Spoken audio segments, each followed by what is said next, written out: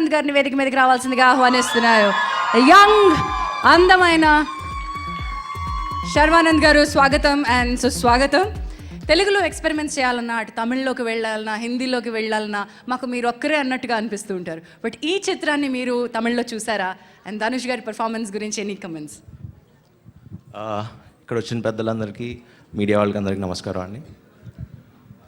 ఈ సినిమా నేను తమిళ్లో చూశాను, విఐపి అని. One of the best films ఈ సంవత్సరంలో వచ్చింది తమిళ్లో, and one of the biggest hits. And Tamil super star mister Dhanush గారు చేశారు. And I'm a great fan of him. ఎందుకంటే కాదల్ కొండే నుంచి చూస్తున్నాను.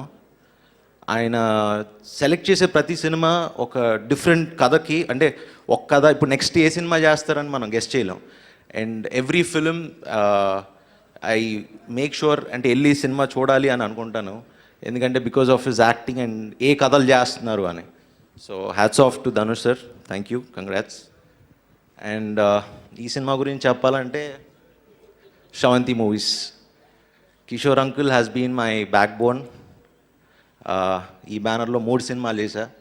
చాలామందికి తెలియదేమో, నా కెరియర్ స్టార్ట్ అయింది శ్రవంతి మూవీస్లో. గౌరీ, దాని తర్వాత classmates, Yuvasena, thank you uncle.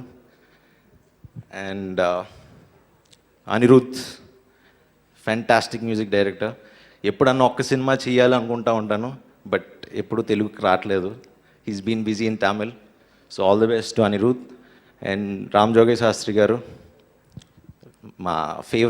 నా ఫేవరెట్ లిరిక్ రైటర్. సో ఈ సినిమాతో డెఫినెట్గా ఖచ్చితంగా ఈ సినిమా ఎందుకు బాగుంటుంది అంటే, రఘువరన్ బీటెక్, ప్రతి బీటెక్ అయ్యి పాస్ అయిన ప్రతి ఒక్క యూత్, అంటే బీటెకే కాదు ఎవరు ఏం చదివినా ఖచ్చితంగా కనెక్ట్ అవుతారు యూత్కి. అంటే నేను సినిమా చూసా కాబట్టి నాకు తెలుసు. అంటే నెక్స్ట్ ఏంటి, ఖాళీగా ఉంటే మాకు నెక్స్ట్ ఏ సినిమా చేస్తున్నావు అని అడుగుతూ ఉంటారు. ఏం ఆన్సర్ చెప్పాలో తెలియదు.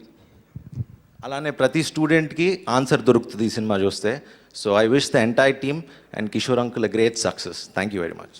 ఓడించాలనుకునేవాడు వెంట పడతాడు, వాడు ఎప్పుడు వెనకే ఉంటాడు. గెలవాలనుకునేవాడు ముందుంటాడు, ఎప్పుడు గెలుస్తూనే ఉంటాడు.